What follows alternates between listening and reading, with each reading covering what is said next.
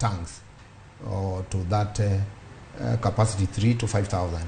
To jo wanyatima samoro gisegoyo dhog gima county government kake wacho no kata mana sirikal mamalo duto duondgi okwinji to gintiere mier kuonde ka ng'o manya gitim kaka jomodak kumoro mondo megine ni gibedo gi pie kinde mabiro.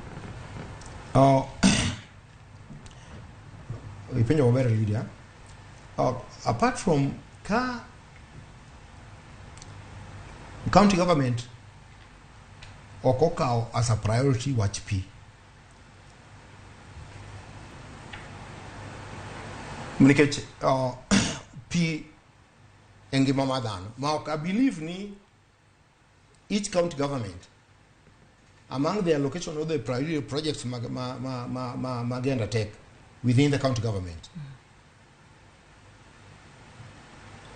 Pi is not a priority, then because blame game ni mind function man national government, this is function mare county government should not arise.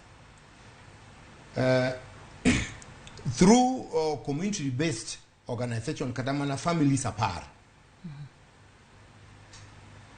Mano our opinion. Ni kata families apart can organize mondo obedgi either one or tank ma capacity manyalo romogi for modho for a period ma koth ochwe mola nikech ng'eny koth mochwe lal oko yudre atol. Mano koya etado. Koya etado. Ta penji ni jok mane gi ute mar glum gitim nang'o. Joma nigi ute mag glum nitie waparo ni drilling of boreholes. Drilling of boreholes a capacity manyalo serve kata family madhi 100. A standard borehole manyalo serve between a family of 100 to 200. Ka or county government or privatize. And Mano also calls for ward rep, the member of county assembly, the MCS. Aparakai they need a collaboration between the national government and the county government, and particularly through the creation of this ward fund. I believe ni